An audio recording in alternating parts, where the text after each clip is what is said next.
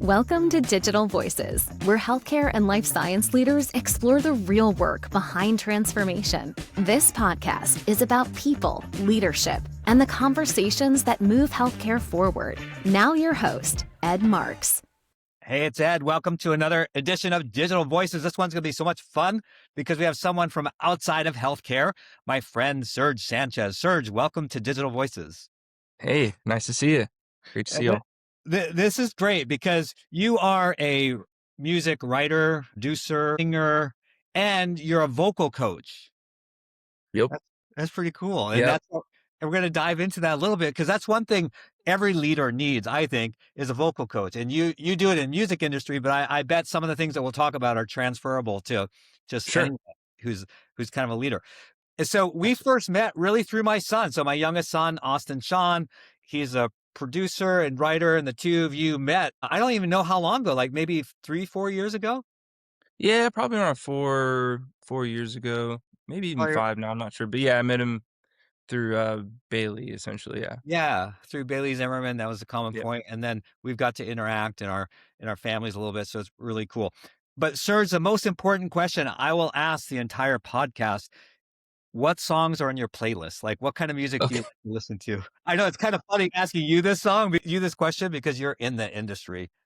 Yeah. I mean, no, it's actually. I mean, I can definitely narrow it down. I think I only laugh because um of what I kind of go after every day. If I were to go turn on music, I'm if it's a playlist type thing, I want something that I don't want to have to turn off or change, right? Yeah, So it's got to be an artist or music that I can just listen to endlessly. So I can definitely listen to, and I can't say growing up it was the same, but now I can listen to like, John Mayer endlessly, Coltrane, the Eagles, George Strait, stuff like that. So when yeah, it comes to just kind of having something around the house, those are the kind of artists that I can just kind of leave running, yeah, going. Tyler Childers, even I could just let that music go and go there. But if I'm hanging out working in the studio, if I'm working in the studio as in like fixing something or yeah, working out or doing something like that, I kind of turn into a kid again and listen to some hard rock, grunge yeah. music, Pearl Jam, Right. Soundgarden, Nirvana, all that stuff, Yeah, Tool. But yeah, pretty much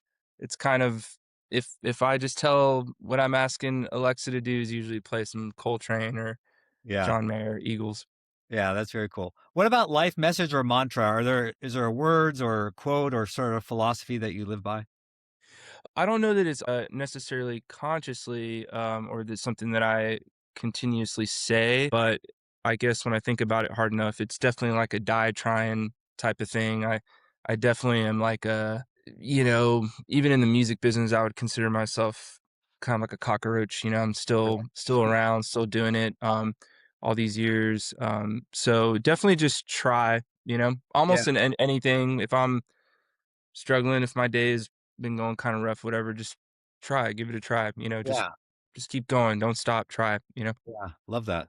Mhm. So tell us a little bit about yourself before we get into vocal coaching, stuff like that. Like, who are you? Where did you grow up? What's your life story? Okay. Yeah, I was born in Miami, Florida. My parents are from Cuba, and I lived in Miami for about 10 years. My parents split up. My mom met a guy from Alabama, and we ended up moving to Gainesville, Florida. So, and we kind of moved on to a little. It'd be weird to call it a farm, but we did have a cow and a horse and all that stuff, and about 12 to 14 acres there in kind of the middle of nowhere, North Yeah, Florida.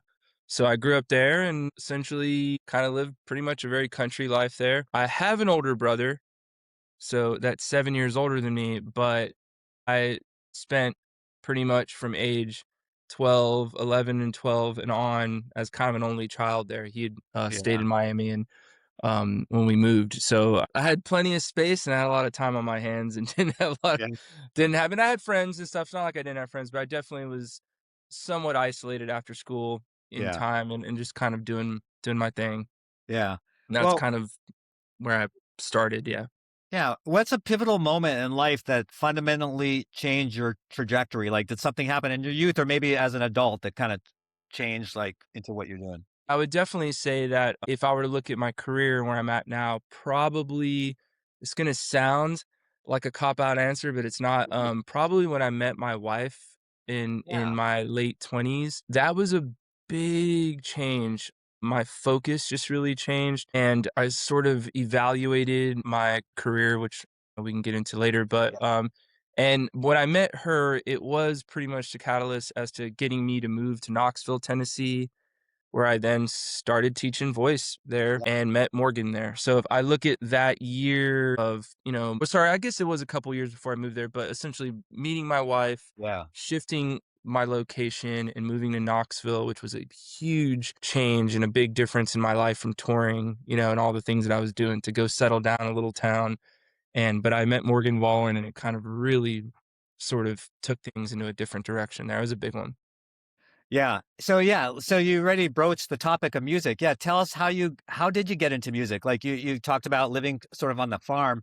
I have to say, when you have an older brother, and an older sibling, especially in that era, in the early 90s, late 80s, early 90s, I was exposed to, whether my mom wanted me to be exposed to or not, yeah, I was exposed to a lot of pretty edgy music, whether it was what was kind of happening in in the pop scene, hip hop scene, I should say. But I always come back to a specific song. It's a song called Big Empty by Stone Temple Pilots. And that song was on a soundtrack for a movie called The Crow. And when I was a kid, my brother had taken me to one of those dollar theaters or whatever and saw The Crow, and I guess if I remember correctly, there was some soundtracks for sale there. He bought the soundtrack, and we were listening to it on the way home, and when that song came on, I might have been around 11 or something like Yeah. that, 10 or 11. When I heard that, I remember being very enamored by it, and I heard my brother singing along with it because he kinda knew it, and I immediately was like, I wanna try to sing to this. Can I sing? This is cool. This is really" it was almost the first time most of us, when we have music, you feel that there's something that's yours. Yeah. Like, "This music is mine. This is not my mom's," Yeah. you know? This kinda thing is mine." So I remember really getting, into that, and I feel like just at an early age, kinda getting into some pretty deep, even to an extent, dark music at an Yeah. early age, and that was big because I feel like it set the tone for the rest of it. I can kinda go back every time I hear that song, I think about that moment. Yeah. And then did you have this like dream? Like, is that when you started like picking up an instrument, or did you have like, No, actually, no, I didn't probably was a couple years later in mm, Gainesville when I was living there, specifically the town of Trenton, Florida, that I grew up in. I like to give Trenton a shout out always. Home of Easton Corbin, but it's also the home of me too, guys. Come on, you know? yeah. Um, but, specifically remember wanting to play drums. So I was obsessed with bands, so I got really obsessed with it. I just got really into that and the culture of that, and I wanted to be in a band. It was such a big departure from where I grew up, Yeah. some of those cool bands that you would see on MTV and all that stuff, and I felt like, I just wanted to play some drums. I just remember getting some drums from my mom and my parents got me, and they immediately were like, "Yeah, we love you, but I don't think that's gonna happen," and I ended up picking up my grandpa's guitar, and that was kind of the deal, that I can play guitar and maybe they'd get me some lessons. That's kinda where it started. It was, and I have to tell you, as bad as it sounds, even though I'm a vocal coach, and I always tell my clients this, it's funny that in a way, my first few lessons kind of I think that was a big moment for me because I felt like I didn't want to learn what they were teaching. I just wanted to go learn some Nirvana songs or write some songs. I had an inclination already. My immediate thought was, I don't want to learn the things you're showing me, which is not good, but it definitely opened my eyes that I actually did have an interest in this, and I wanted to write music. I wanted to do my own thing. I almost didn't wanna go that route, which was pretty interesting. In other words, I think if I just stuck with guitar lessons, I don't mean voice lessons, You're but right. if I had stuck with guitar lessons, I don't know that I would have actually, really stuck with it. I just said, "You know something, mom, I'll make you a deal if you can let me quit these lessons." Which, by the way, my mom does not like me quitting stuff, but I was like, "I promise you, I will play this guitar. I love it. I just wanna sit at home and learn Yeah. how to play some power chords and some songs," and I became very obsessive about it. So it's kinda interesting that it was almost a little bit of a punk rock moment where I'm like, Right. "Okay, actually, I don't wanna do this, but actually I really I wanna make sure my mom allows me to still keep playing." I was only, like, 12, Yeah. and Yeah. That's that was big. that's pretty cool. So So fast forward to today, and we're going to get into vocal coaching in a second. But fast forward today, generally, as a singer, songwriter, producer, and vocal coach, what's a typical year like? I imagine it's very varied, but what's a typical year look like for you? Are you on the road sometimes helping out? Or are you in the studio? How's it go? I could ask the universe that every day how it's gonna go or how it went. But if I look back the last few years have been sort of it's almost a little bit more how my week looks, I guess, would be. Yeah, It's kind of like a couple days of writing in sessions with different artists and various songwriters in town. And then there's always some form of production that's kind of sitting there for the most part, some sort of record that I'm working on recording or yeah, something that's pending there. But mixed in, I'm teaching lessons, throughout the week on Zoom or in person. And then what it's kind of been just about in the summertime every year I find my way out on the road with some artists that need some help, um, and some guidance and some teams that need some help and guidance and how to get just singers really at an optimal place or help them with injury recovery, things like that. So I do a little bit of all that throughout the yeah. year. It's pretty hectic, but it's I don't know. I complain some days, but then I'm like I don't know. I think it's kind of how I want it. Yeah, I yeah, you know, super cool. it's Yeah, all tell us. it's all surrounds music. Yeah, no, that's super cool. Tell us one or two highlights in your career so far that are top of mind. Definitely, it's hard to look at my journey and not, especially with how huge Morgan's become, it's hard to look at my journey and not, kind of look at that, put a magnifying glass on that Yeah, specific time where I met him and helped him develop everything, just kind of worked with him, songwriting, vocal coaching, kind of essentially, I mean, I moved my life to Nashville. In fact, Morgan's band was the band I was in. So I recruited the band that I was in, I recruited them to be Morgan's live band. And still today, they're his oh, live that's band. cool. The members of the band that I was in throughout all my 20s, a band called Atom Smash. But yeah, I would say the highlights would be definitely being a part of his journey Sure. and trajectory. And I've had a couple of milestones with songwriting, having songs, stream in the billions and stuff is a Yeah, pretty big deal, in the sense of like for somebody like how I grew up and sure. certainly would have never thought it would be in the country genre. Right. So some of that stuff, but definitely like, really just the highlights would be just kind of getting phone calls from certain artists and their teams that are kind of in a tough spot and they need some help and kind of being there for them. And um uh the last couple years especially have been kind of like a highlight, one little highlight after another of just Yeah, that kind of thing, just working with those artists, being somebody that they would call yeah. for help there. Yeah, that's very cool. Yeah, and the audience is gonna wanna know, and as we go into vocal coaching here, yeah, so Morgan, there's, Bailey Zimmerman that you've worked with, Nickel, who else? Parker McCollum, there's a young guy that's out there now doing great called Cameron Whitcomb that I'm working with, Dylan Marlowe, Yeah, Josh Ross, Nate Smith. I've worked with him quite a bit yeah, this year. So there's also stuff outside of country. There's an artist named Briston Maroney that's an alternative act that's doing really well that I worked with him when he was a teenager. I kinda have to go back even though it's been a long time. I was there kinda in those early days but yeah, I've just worked with, quite a few of those acts, and it's kinda neat because, like, Bailey would be a really interesting highlight because he's another act that I would have had songs that I've written with yeah, Bailey that have been released and all that, but also vocal coaching him. So that's yeah. that's kind of so that's what I'm saying. Morgan and Bailey would be artists that have that kind of sort of like, oh, that's kind of interesting. You were the vocal coach and you had some songs with them too. Yeah. So that's cool. Yeah, so on vocal coaching now, why would an artist reach out for a coach, and then what does that mean? Like, what do you do? Give us an example. Okay, yeah, that's actually a really good question. So, I would compartmentalize that and say that if a person is starting off and they're just somebody that, they're really just getting going, I would say that the phone call and the initial lessons are really surrounding singing on key and like giving them regiments, proper vocal technique and breath support. But a lot of it is fundamentally seeing if they can hold a tune, right? Yeah. Although I have worked with, a lot of, I mean, I've been in Nashville for about 10 years and I've probably worked with close to 800 clients or somebody. I've kind of Wow. lost track. There's my wife has a, if you call it, a Rolodex of stuff, but we have that. But definitely a lot of novice, a lot of people. I've worked with a lot of people that are, and I think it's helped. One hand has washed the other. I think working with people that are getting Yeah. going and just doing it for fun. But I get more calls now. Hey, my voice is just hoarse. It's blowing out.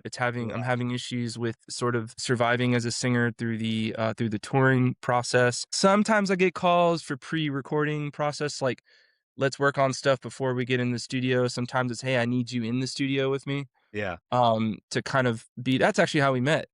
Now that I think of it, we probably met like in that sort of thing. Like, hey, I'd like to have the vocal coach in the studio while making the record with Yeah. Bailey. Yeah. So essentially, but yeah, a lot of it really is, if I were to really narrow it down nowadays, the big phone call is, um, I don't have a solid daily routine that I'm doing. I where do I start and why am I losing my voice so much? Right. Because I imagine, Serge, that it's, someone just started singing, they had a band and you get popular and they get hit and they've never had training, right? They never had formal Yeah, training. And just like we do with exercise, like you got to lift weights and that's what that was gives you the, me. yeah, That was me. That was actually, that's, by the way, I should probably mention this is very important to the journey, okay? yeah, Because it is also, I experienced that. That's how I got into got it. this at all. Was I the band I was in, Atom Smash, was got signed to Sony, and I'm not even kidding. Literally as I signed the document, in that week, I lost my voice and I didn't get it back. I was trying to tour Wow. through. I had not taken lessons. I really avoided lessons. I was like, too punk rock to go do that. They're not. I'm a lost cause. I'm screaming, but I blew my voice out and it didn't come back, and it was the scariest point of that Mm. time in my life because I'd worked so hard to get there and I had no voice to record the album that we were gonna make. So I got lucky that, the producer I was making the record with convinced me to go see this vocal coach in New York, and, it's where we were making the album, and that vocal coach just really just sort of changed the game for me, gave me all of the daily routines that I could ask for, really, taught me lifestyle things I was not living right, just sort of set me on the right path, and went on to sing thousands of shows beyond that and finish that record and become a sponge for, I was almost, like, fascinated with how it worked. I'm like, "Whoa, this is crazy. How am I getting through this?"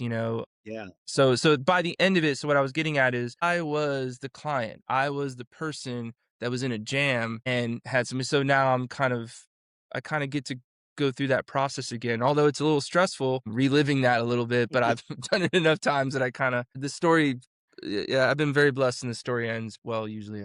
Yeah. No, that's cool. And I saw it, in a different way. But I saw the power of it. Excuse me. Speaking of voice, I saw it in a different way when, I grew up, 7 kids, brothers and sisters, and we all had average voices. We used to always sing at Christmas time, Christmas carols and all sorts of things. One of my sisters goes off to college. One semester, she comes back for time for Christmas and we sing. And her voice was amazing. And it was because she got coaching, because that she was getting her degree in music and she got coaching. And I saw right there, dang, it's not like she had, a more blessed voice than the rest of us. We all had that raw voice, but a good coach brings it out. Yes, And so, absolutely. Serge, that's where I want to pivot to now. So a lot of my audience, as I mentioned, are executives in healthcare. Many of them, all of them have to perform, if you will, with their voice on a daily basis. Sometimes it's formal, like speaking to thousands of people, or sometimes it's just speaking to a smaller number, but there's always this performance, there's always speaking. And so when we met and I'm thinking about coaching and music industry, I think the same in my profession. So what are one or two techniques that you might suggest, not for a musician, musical artist, but like professionals that have to speak for a living? Yeah. Listen, I think the reality is that public speakers or leaders or people that are taking meetings or whatever it is, essentially you are singing. That is what you're doing. It's not a musical thing and there isn't something musical happening necessarily, but you are having to get a lot of words out, right? Yeah. Getting the information out. And that's quite often how we lose our voice. The reality is just make sure you're breathing also while you're talking. So being conscious of inhaling and taking a breath. And sometimes we have to get quick. Sometimes we have to be very fast at it. So if you Yeah. hear me, if I'm saying like 1, 2, 3, 4, 5, 5, 6, 7, 8, 9, 10, 11, 12, 13, 14, you're hearing that I'm taking a breath. I'm supporting my voice, making sure I have some air while I'm Yes. talking. Be conscious of it. It's easy. It's actually a lot easier to forget to breathe when we're speaking than it is when we're singing, because there's something rehearsed happening when we're singing, if you Yeah. will. And then the next thing is everyone can use a warm up. It doesn't matter if you're a singer or that. There's plenty of Yes. great little warm ups on YouTube. You just vocal warm ups, doing any warm up. There's some that are probably more effective out there in terms of for public speaking, but finding a warm up that works for you in the mornings before you go into your meetings, 5 minutes, doesn't have to be a long thing, and get your voice stretched up and warmed Yeah. up a little bit for the day. You'll Yeah. also notice that a big one, so you don't lose your voice, is make sure that you find a spot in your voice, in your speaking voice, that you hear clarity or you feel smooth. So in other words, if I'm talking down here, if I'm trying to lose this voice here, like Yeah. that, I'm more susceptible to hoarseness and wearing down my voice. But if I find a spot where the voice is here, here, here in my voice. So I'm Yes. working a little bit. So I'm actually projecting. I'm working a little bit to find smoothness in my speaking voice. And I laugh because sometimes I hear it in like an AI voice, you know? Right. Like I go, oh, that's interesting. The AI voice has a pretty solid, like, it's clear. It's not too fried. It doesn't have that tone in it. Right. So yes. Yeah, those are great. I love that. And you mentioned tech, you mentioned AI. What about tech? Do you leverage any tech at all in what you do?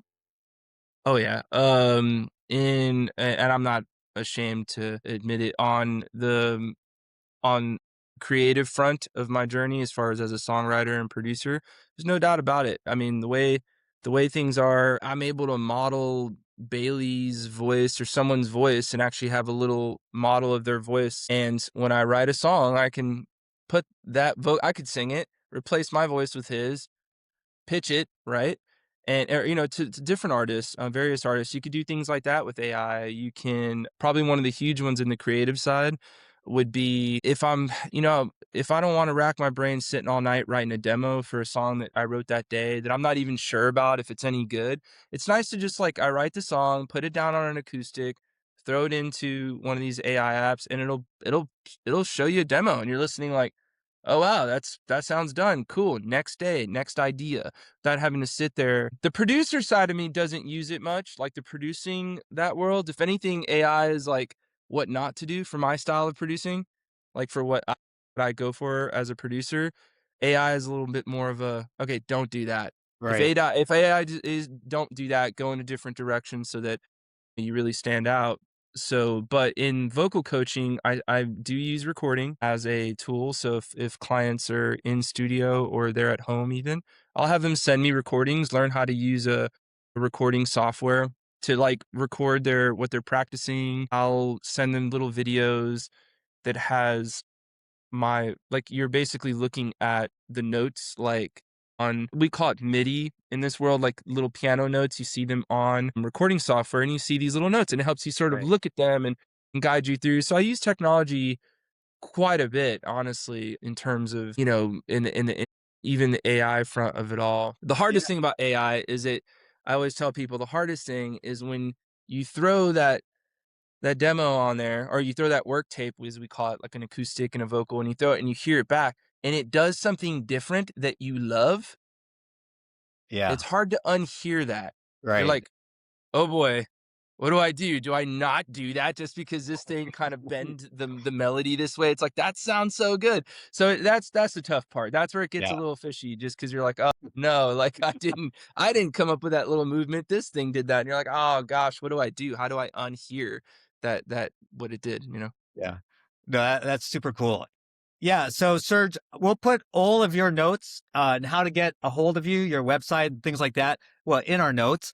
And Sure. that way, anyone who's listening or watching, has an interest in vocal coaching, because I think you should do this for professional speakers, or not even professional speakers, regular people like myself, executives that speak a lot. And it's just And I helping. have, and I certainly have, by the way, just, it's not something I have worked with, Yeah. clients like that. I also will see sometimes football coaches, and I'm like, man, I or a quarterback, going like, "Hey, man, this guy's gonna lose his voices if you keeps using his voice that way," and, Right. so, yeah, of Yeah. course. Serge, this has been so fascinating to have someone outside of healthcare like yourself, and such a creative force and energy. And we talked a lot about yourself, how you grew up, how you got into music, just how important your parents were in that journey, and sort of 4 or 5 hacks you shared with us on how to improve our own sort of self-coaching, if you will, but improve our own voice and be careful with. So thank you for that. Super fascinating. Is there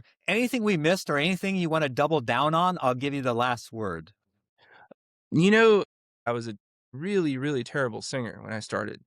So I didn't mention that. I didn't have a natural ability or inclination. I actually was extremely pitchy, didn't have great rhythm, not much range.